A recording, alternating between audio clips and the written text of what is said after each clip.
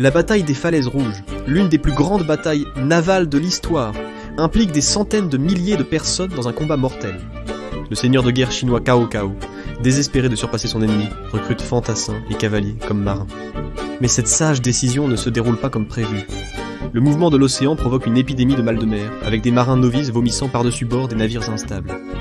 Et Cao Cao est un homme avec un plan. Il lie ses flottes pour tenter d'arrêter le tangage. Au lieu de cela, il crée une cible facile, et son ennemi met toute la flotte en feu, transformant sa grande stratégie en un désastre enflammé. En matière de gaffe de guerre, c'est assez légendaire. Mais les choses vont devenir beaucoup plus stupides dans l'épisode d'aujourd'hui de l'Infographics Show. Les erreurs de guerre les plus stupides jamais commises. Numéro 11. Faire des promesses que vous ne pouvez pas tenir. La Première Guerre mondiale a coûté à la France un bilan vertigineux, environ 1,4 million. L'ampleur même de cette perte pesait lourdement sur le pays. Ainsi, lorsque le commandant en chef français Robert Nivelle a promis à ses troupes un plan audacieux au printemps 1917, il a dû sembler que l'espoir était enfin à l'horizon. Nivelle a déclaré que les forces françaises obtiendraient l'un des deux résultats spectaculaires à Chimont-des-Dames.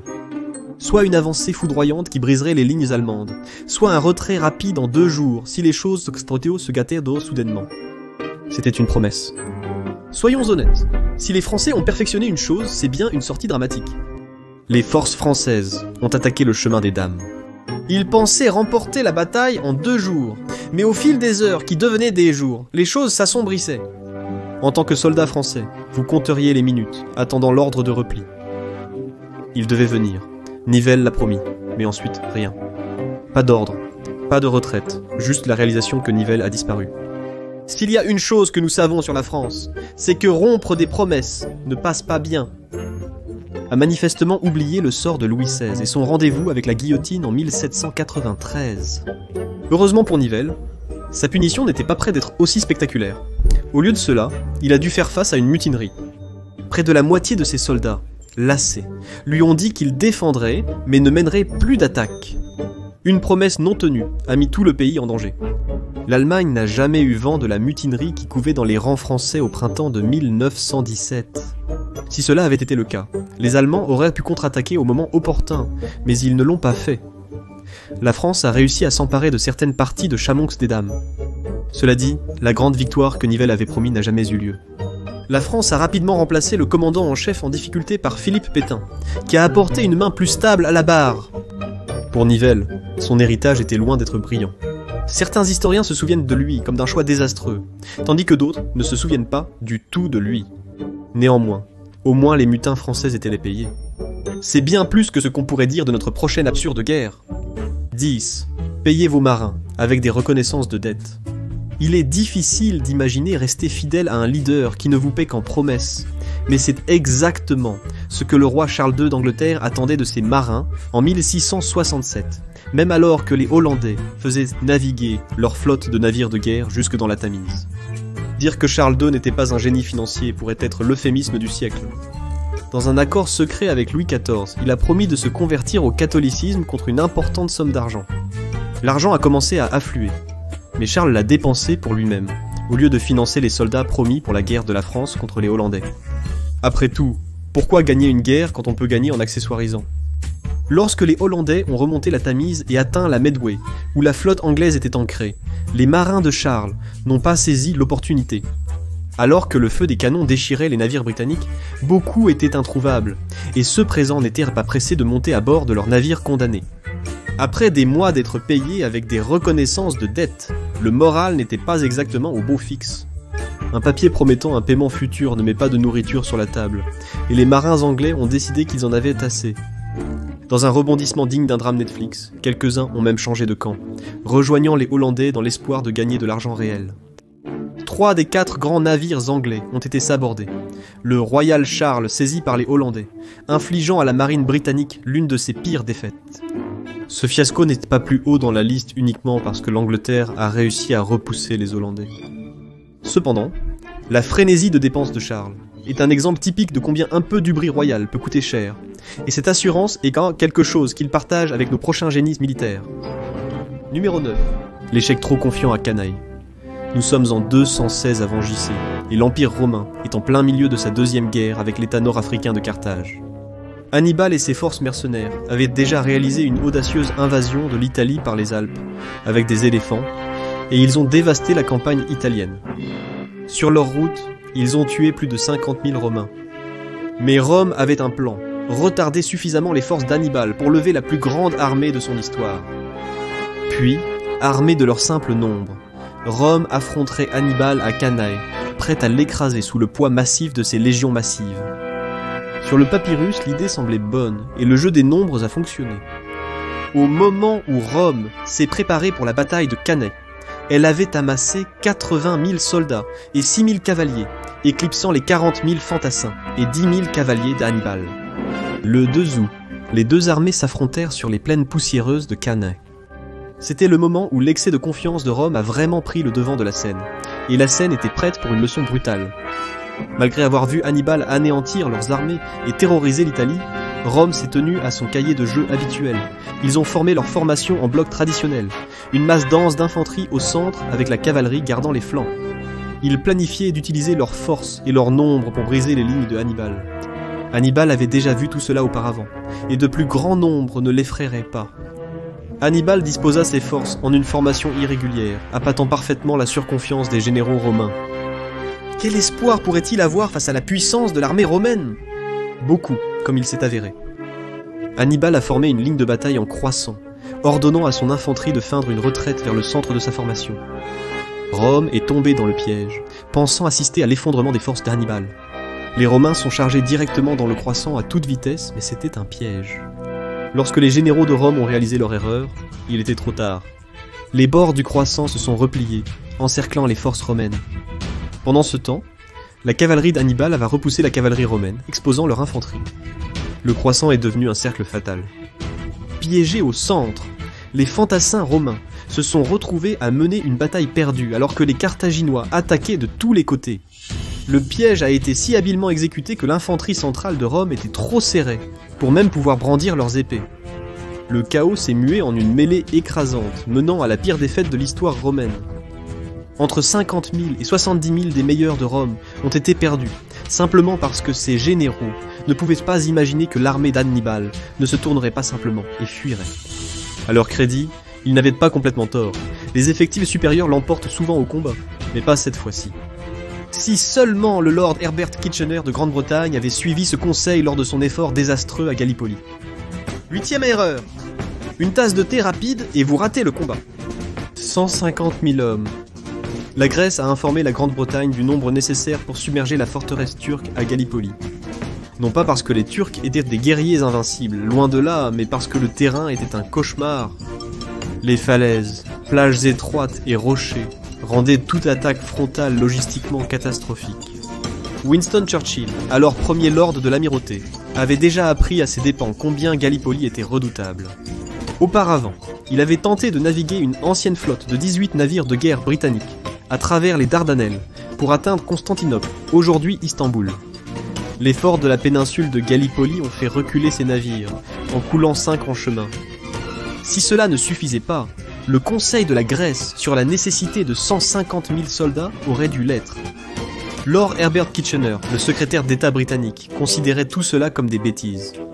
Confiant que les Turcs fuiraient à la première vue des forces alliées, il a chargé le général Sir Ian Hamilton de planifier un débarquement amphibie sur la péninsule de Gallipoli. Rien ne dit le génie militaire comme baser une opération entière sur un pur vœu pieux. Atteindre les plages de Gallipoli n'était pas le plus dur. Les soldats britanniques ont ramé vers le rivage sur de petits canots de sauvetage sans grand problème. Mais dès leur arrivée, le cauchemar a débuté. Les mitrailleuses turques ont déchiré de leurs tirs les troupes qui avançaient. Parmi les 200 premiers soldats débarqués, seulement 21 ont atteint la plage. Le reste a été tué sur le coup. Un autre signal d'alarme ignoré. Les Britanniques, avec leurs alliés du corps d'armée australien et néo-zélandais, Australian and New Zealand Army Corps, ont continué à débarquer. Environ 2000 soldats britanniques ont débarqué sur un endroit appelé Y Beach, non défendu et apparemment sûr. Sans communication de la part du général Hamilton, positionné si loin au large sur le Her Majesty's Ship Queen Elizabeth, qu'il ne pouvait pas voir la bataille, et encore moins donner des ordres. Les troupes ont fait de leur mieux.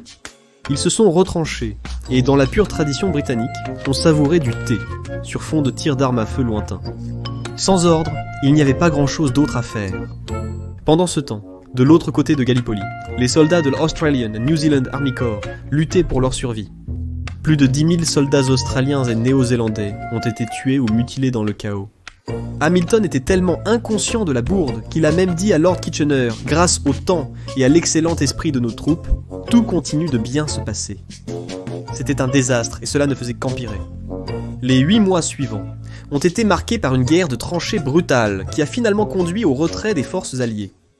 Un demi-million d'hommes sont morts lors de l'impasse, et tout cela aurait pu être évité si les 2000 soldats qui lurent sur la plage de Wye avaient reçu l'ordre de contourner les mitrailleuses sur les hauteurs qui déchirèrent les troupes de l'Australian and New Zealand Army Corps. Puis, nous rencontrons une autre armée qui pensait l'emporter par son avantage numérique. Numéro 7. La bataille d'Agincourt illustre les conséquences d'une armée qui surestime son avantage numérique. Il suffit de regarder l'échec désastreux de Rome contre Hannibal. Mais apparemment, les forces françaises combattant l'Angleterre pendant la guerre de 100 ans ont manqué ce mémo. Et vraiment, pourquoi le ferait-elle ? Un millénaire s'est écoulé, et la surconfiance n'est jamais passée de mode. Surclassant les forces anglaises jusqu'à 5 contre 1, la France commandait 20 000 à 30 000 soldats contre une armée anglaise de seulement 6 000. La bataille semblait presque gagnée. Ils n'avaient qu'à charger. Leur supériorité numérique s'occuperait du reste, du moins le croyaient-ils. Mais les Français ont négligé un détail crucial, le longbow anglais, et c'est là que les erreurs de la France ont commencé. Ils ont sous-estimé tout de cette arme, sa précision, sa cadence de tir et sa portée. Les Français croyaient pouvoir traverser une pluie de flèches en haussant les épaules, comptant sur leur supériorité numérique pour combattre et submerger les Anglais. La charge aurait peut-être réussi s'il n'y avait pas eu d'autres erreurs de calcul de la part des Français. Après des semaines de pluie, le champ de bataille était devenu un bourbier, ralentissant la progression des troupes françaises. Alors que les soldats et les chevaux s'embourbaient, les archers anglais ont profité de la situation en déchaînant des grêles de flèches sur eux. Et pour la cavalerie qui a réussi à s'en sortir, les Anglais avaient encore une autre mauvaise surprise. Des pieux en bois aiguisés parfaitement orientés pour arrêter net les chevaux au galop. Les cavaliers qui ont réussi à passer se sont retrouvés à terre et face à face avec l'extrémité tranchante de l'infanterie anglaise. L'infanterie française a suivi la cavalerie au combat, mais la situation ne s'est pas améliorée. Ils étaient entassés comme des sardines, incapables d'utiliser correctement leurs armes. Après avoir passé les archers anglais, ils étaient trop affaiblis pour avoir une chance. La France a perdu environ 6000 soldats, dont de nombreux nobles, tandis que l'Angleterre n'en a perdu que 400 environ. Des milliers de soldats français ont fui. Ces erreurs ont donné l'avantage à l'Angleterre, leur permettant de prendre la Normandie et finalement de forcer la France à signer l'humiliant traité de Troyes. Malgré les erreurs de la France, ces soldats ne se retournaient pas les uns contre les autres. C'est presque ce qui s'est passé lorsque les États-Unis ont pris pour cible leur propre président. Numéro 6. Tirer une torpille sur Franklin 5 cents. Roosevelt, Adolf Hitler et ses alliés de l'Axe auraient donné n'importe quoi pour avoir une chance d'éliminer le président américain Franklin 5 cents, Roosevelt pendant la Seconde Guerre mondiale, mais ils n'ont jamais réussi à s'en approcher. Il s'avère qu'ils n'ont pas eu besoin. Les États-Unis ont presque fait le travail à leur place. L'histoire commence en juillet 1943, avec la mise en service de l'United States Ship William 5 cents, porteur, affectueusement surnommé le Willie 5 cents, un tout nouveau navire de 6 millions de dollars avec un équipage tout aussi inexpérimenté. Il a été affecté à une mission prestigieuse, l'escorte de l'United States Ship Iowa à la conférence de Téhéran. Le président américain Franklin 5 cents Roosevelt était à bord de l'United States Ship Iowa. Le secrétaire d'État Cordell Hull et les plus hauts gradés militaires étaient aussi présents. Leur destination était une rencontre cruciale avec le premier ministre soviétique Joseph Staline et le premier ministre britannique Winston Churchill à la conférence de Téhéran. Le Willie 5 cents s'est vite montré être le comparse maladroit dans une vraie comédie d'erreurs réelles. Les erreurs ont débuté avant même le départ des navires. Lors d'une manœuvre au port, l'inexpérience du Willie 5 cents a fait sensation. En reculant à côté d'un autre navire, il a heurté l'ancre de l'autre vaisseau, arrachant des balustrades et envoyant des canaux de sauvetage plongés vers la mer. Incroyablement, le Willie 5 cents lui-même est sorti indemne, laissant derrière lui une traînée de chaos et quelques marins très confus. C'était un signe de ce qui allait suivre. Alors que le Willie 5 cents commençait son voyage vers l'Algérie, il a sans le savoir commencé un règne de terreur, non pas sur l'ennemi, mais sur son propre convoi. Lors d'un exercice, quand l'équipage novice a jeté une charge de profondeur active par-dessus bord, l'explosion a ébranlé le convoi entier, poussant chaque navire dans des manœuvres anti-sous-marines effrénées. Ce n'est que lorsque l'équipage du navire a réussi à faire passer un message indiquant que ce n'était pas une attaque allemande, ils avaient simplement oublié de sécuriser la charge de profondeur. Et les gaffes n'ont cessé de s'accumuler. Pendant le voyage, le président Roosevelt a voulu tester les défenses aériennes de la flotte. 50. United States Ship Iowa a lancé des ballons, permettant aux navires alentours de s'entraîner au tir cible. À bord du Willie Sanctions, l'équipage a participé avec enthousiasme, des marins se rendant aux ponts inférieurs pour simuler le tir de torpilles sur l'Iowa. Mais alors c'est arrivé. Le Willie Sanctions a accidentellement tiré une torpille, avec son amorce toujours en place. Une torpille active a déferlé vers l'United States Ship Iowa, le navire transportant le président des États-Unis. Heureusement, l'équipage du Willie Sanctions avait apparemment sauté le cours de visée 101 et avait réussi à manquer entièrement le gigantesque cuirassé américain. À l'automne Sanctions-Howson, le torpilleur du Willie Sanctions a reconnu son erreur et a été condamné à 14 ans de travaux forcés, bien que Roosevelt ait révoqué la peine peu après. Mais bon, au moins son incident de tir ami n'a tué personne. C'est plus qu'on ne peut en dire pour notre prochaine bêtise guerrière. 5 tirs, amis à la bataille de Karancheb. S'il y a une chose que vous ne faites pas à des soldats impatients de se battre, c'est de les saouler. Un peu de courage néerlandais pourrait aider sur le champ de bataille, mais le transformer en une bagarre de bar. Parmi vos troupes, les choses vont rapidement déraper. C'est ce qui s'est passé en 1788 lors de la bataille de Karancheb. Lors de la deuxième année de la guerre austro-turque, l'Autriche a envoyé nuitamment ses éclaireurs de l'autre côté du Danube. Leur mission était simple, observer les alentours pour repérer d'éventuelles positions de l'Empire ottoman. Au lieu de cela, les éclaireurs sont tombés sur un groupe de cigans, des gens roms d'Europe de l'Est qui avaient une proposition intéressante. Ils ont proposé de vendre aux éclaireurs quelques barils de schnapps. Les éclaireurs n'ont pas hésité. Mission oubliée. Ils ont trouvé l'alcool et se sont ensuite enivrés. Plus tard, des soldats autrichiens ont découvert les éclaireurs, mécontents. Non pas parce que leurs troupes d'éclaireurs avaient échoué dans leur mission, mais parce que l'infanterie voulait aussi du schnapps. Quand les éclaireurs ont refusé, une bagarre a éclaté. La situation a vite dégénéré. Un coup de feu a été tiré, et dans la confusion due à l'alcool, les soldats ivres se sont mis à se tirer dessus. Pour aggraver les choses, un soldat ivre a crié « Turc ! Turc !» La panique a éclaté. Les éclaireurs et fantassins ont couru vers leur camp, réalisant qu'ils avaient semé le chaos total dans le noir. Le problème était que l'armée autrichienne rassemblait des soldats de toute l'Europe. Allemands, Autrichiens, Italiens, Tchèques, Croates et autres étaient réunis, beaucoup ne pouvant pas se comprendre. Quand on a ordonné aux soldats de s'arrêter, la plupart ne comprenaient pas ce que cela signifiait. Ils ont continué à se battre avec leurs propres camarades. La situation a empiré quand un commandant autrichien a confondu l'agitation dans le camp avec une attaque de cavalerie turque. Il a ordonné à ses soldats de bombarder le camp avec l'artillerie, tuant des centaines de personnes. Au final, un groupe d'éclaireurs autrichiens épuisés a déclenché une bataille massive qui a coûté la vie à plus de 10 000 hommes, et pas un seul d'entre eux n'était turc. Au moment où l'Autriche a réalisé qu'elle avait passé la nuit à se battre elle-même, ses forces à Karnachevic étaient presque anéanties. Quand les soldats turcs sont arrivés quelques jours plus tard, ils ont rencontré peu de résistance. La ville leur est presque tombée entre les mains. La leçon de cette histoire est que l'alcool et la guerre ne font pas bon ménage. Et c'est une leçon que les Anglais ont apprise plus de 100 ans, avant la bagarre du camp autrichien. 4. L'expédition ivre de Cadix. C'était en 1625, et les Anglais se sentaient plutôt bien dans leur peau. Juste moins de 40 ans plus tôt, ils sont parvenus à décimer la redoutée Armada espagnole, tuant 15 000 soldats espagnols et détruisant la réputation de l'Espagne en tant que première puissance navale mondiale. Peut-être était-il temps de reconquérir la gloire avec un raid sur l'Espagne. La ville portuaire de Cadix a été choisie comme cible, et les Anglais ont mis les voiles avec une force de 10 000 hommes sous le commandement de Sir Edward Cecil.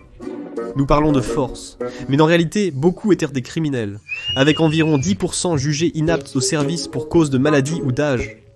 Malgré tout, les soldats ont débarqué avec succès, et ont même pris le fort de Pontal par chance. Certes, le fort a à peine été égratigné par les 2000 obus tirés par les navires britanniques. Les soldats sur le terrain ont fait le plus gros du travail, mais une victoire reste une victoire. Quand Cecil a cru entendre approcher une armée espagnole, il a rapidement fait marcher ses soldats à travers l'île de Léon. une vaste étendue de marais salés à intercepter. À la fin de cette randonnée épuisante, sa bande hétéroclite de soldats était assoiffée. Pendant que les troupes levèrent le camp, Cécile trouva un bâtiment proche contenant du vin. Désireux d'étancher la soif de ses soldats et de remonter leur morale, il ouvrit les barils et laissa ses hommes boire à leur guise. Cécile venait de faire une énorme erreur. Les forces anglaises ont fini par vider les barils à jeun. Tels des hooligans du foot en vacances low cost en Espagne, ils ont rapidement sombré dans le chaos, se rebellant, se battant avec leurs officiers supérieurs et retournant même leur violence entre eux lors de rixes d'ivrogne. Voyant à quel point ses forces étaient dévastées, Cécile a ordonné le retrait le jour suivant. Il a abandonné une centaine de soldats encore trop ivres pour marcher. En plus des tas d'équipements, ses troupes étaient trop gueules de bois pour hisser de retour au navire. Nous le répétons, ne buvez pas et ne faites pas le soldat. Mais cela a été pire pour Cécile. Avec ses hommes sur leur navire, il aurait pu envisager une autre attaque sur la flotte espagnole. Cela n'allait pas se produire. L'Espagne avait déplacé ses navires dans une crique, créant un blocus ne laissant aucune chance de victoire aux marins anglais, ayant la gueule de bois lors d'un affrontement direct. Finalement, Cécile a dû tout emballer et rentrer chez lui en bateau. Sa mission fut un échec total. Puis la peste a éclaté parmi ses hommes. Cécile a fait une autre erreur en envoyant les quelques hommes en bonne santé qui lui restaient sur les navires infectés par la peste en échange de malades. Il espérait au moins garder l'équipage pour continuer à naviguer. Bien sûr, il n'a fait que propager la maladie parmi toute la force, une fin ultime et dévastatrice à une terrible campagne. À présent, vous avez vu un mélange sain de l'Angleterre, commettant des erreurs de guerre stupides et parfois se rachetant. Ce n'est pas encore fini, alors que nous passons à la plus célèbre gaffe militaire britannique de tous les temps. La charge de la brigade légère. La charge de la brigade légère est rappelée dans l'histoire militaire britannique comme une catastrophe et comme un acte de galanterie qui titillait les limites de la pure folie. La vérité est que toutes ces évaluations sont justes. Ce qui rend cela encore plus triste pour l'Angleterre, c'est que cela a commencé si bien. Au début de la bataille de Balaklava en 1854, les troupes britanniques ont réussi à repousser la cavalerie russe. En réalité, la brigade lourde britannique avait réussi à forcer une retraite, ouvrant la voie à ce qui aurait dû être une victoire décisive. Mais il y avait un problème. Lord Raglan, commandant de l'armée britannique, était préoccupé par les canons lourds abandonnés par ses troupes sur les hauteurs de la chaussée du champ de bataille. Il pensait que les Russes en retraite pourraient saisir ces canons et les retourner contre la Grande-Bretagne, et honnêtement, cela avait du sens. Pourquoi laisser un ennemi en retraite prendre vos armes ? Raglan a envoyé le capitaine Lewis Edward Nolan du 15th Light Dragoons pour donner l'ordre de reprendre les canons à Lord Lucan, qui commandait la division de cavalerie britannique. Mais il y avait un problème. Nolan n'était pas exactement clair sur les canons que Lucan était censé cibler. Lorsque Lucan a demandé des explications, Nolan a simplement fait un geste du bras en déclarant « Voilà, monseigneur, votre ennemi et vos canons ». Le problème était que le geste ample de Nolan balayait la vallée entre les hauteurs de Causeway et les hauteurs de Fedyukin, une zone plus tard surnommée la vallée de la mort. Se précipiter dedans verrait la cavalerie de Lucan faire face au feu des deux flancs, et de l'avant s'il était assez imprudent pour envoyer ses soldats dedans. Non, Lucan n'a pas demandé d'éclaircissement. Bien sûr qu'il ne l'a pas fait. Raglan ordonna à sa cavalerie, sous les ordres de Lucan et Cardigan, de prendre les canons russes dans la vallée. Les Britanniques étaient sur le point de charger la mauvaise cible et rien ne les arrêterait. Les 670 troupes de la brigade légère étaient prêtes au combat. Sur l'ordre de Cardigan, ils avancèrent, d'abord au trot régulier, puis au galop complet, se dirigeant droit vers la vallée de la mort. Les Russes ne pouvaient pas croire ce qu'ils voyaient. La Grande-Bretagne venait d'apporter ses chevaux et sabres à une bagarre à l'arme à feu. Étonnamment, certains de la brigade légère ont réussi à traverser un demi-mille de feux d'artillerie incessants et à atteindre les positions des canons russes. Mais ce qui les attendait était une force d'artillerie et de cavalerie montée à cheval 3 fois leur taille. Sabres dégainés, les survivants réalisèrent vite l'impossibilité de capturer les canons. Sans autre choix, ils firent demi-tour et chargèrent à nouveau dans la vallée, désespérés d'atteindre la sécurité. La charge folle a fini par tuer 113 soldats et en blesser 143 de plus. La Grande-Bretagne a aussi perdu des centaines de chevaux lors de cette attaque vouée à l'échec. Au moins, ce fiasco a été immortalisé dans un poème de Tennyson. C'est déjà ça. Bien sûr, la charge de la brigade légère est loin d'être la seule attaque désespérée causée par une bête erreur de guerre. 2. La bataille de Little Bighorn, notre prochaine entrée, et moins une erreur qu'une série de bêtises qui sont entrées dans l'histoire pour toutes les mauvaises raisons. En fait, le lieutenant-colonel George Custer, responsable de toutes ces erreurs, a été salué comme un héros américain pour sa célèbre dernière résistance à Little Bighorn. C'était sa dernière résistance autoproduite. Après que le chef Sioux Sitting Bull et Crazy Horse ont refusé d'accepter la paix avec les forces américaines en 1868, le général Philip Sheridan a été chargé de résoudre le soi-disant problème amérindien. Sheridan a rencontré les généraux Alfred Terry et John Gibbon pour élaborer un plan ensemble. Gibbon remonterait la rivière Little Bighorn, pendant que George Custer contournerait les montagnes Wolf, préparant une classique attaque en tenaille sur le camp Sioux. Le problème était que Custer a multiplié les erreurs en cours de route. Apparemment désespéré de gloire, il a ignoré le plan et a frappé le camp Sioux tôt, sans attendre que Gibbon positionne ses forces. Pour empirer la situation, Custer a fait traverser les montagnes du Loup à ses soldats au lieu de les contourner, les épuisant avant même le début du combat. Et les erreurs ont continué à s'accumuler. Custer n'a pas réalisé l'ampleur de son infériorité numérique. Les Sioux s'étaient alliés avec les guerriers Arapaho et Cheyenne, rassemblant une force de 3000 hommes armés de fusils Winchester. En contraste, Custer n'avait que 600 hommes, le laissant en infériorité numérique de 5 contre 1. Et puis il a encore aggravé les choses.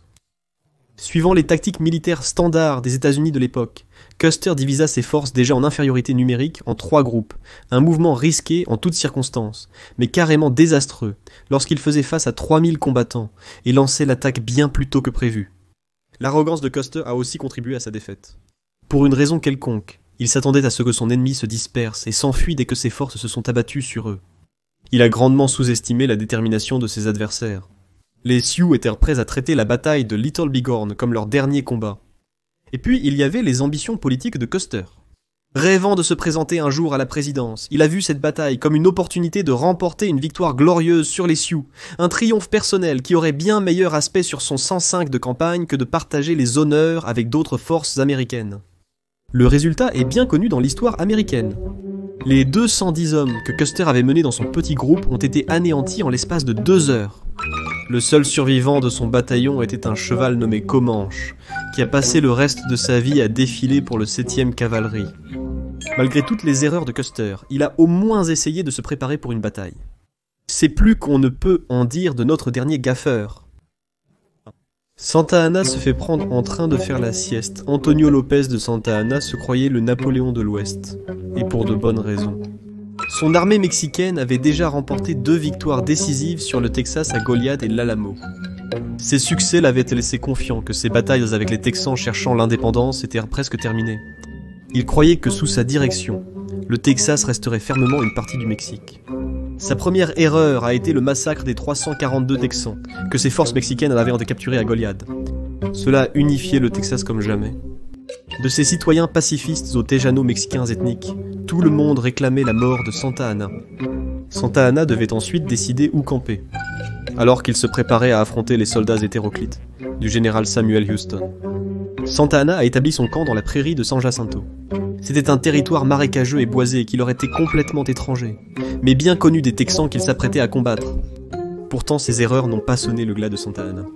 Quand Houston est arrivé avec une force de 1300, les 700 troupes du Mexique ont perdu, bien que des renforts étaient en route. Avec 1200 troupes maintenant sous son commandement, Santa Anna attendait le prochain mouvement du Texas. À midi du 20e avril 1836, ce mouvement n'était pas venu, donc Santa Anna a émis un ordre. Heure de la sieste. Et pas seulement l'heure de la sieste, le président du Mexique a décidé d'aller se coucher sans poster de gardes autour de son camp. Vous pouvez deviner comment cela s'est passé. Les Texans ont attaqué à 16h30. Un stupéfiant 650 Mexicains sont morts comparé à seulement 11 Texans.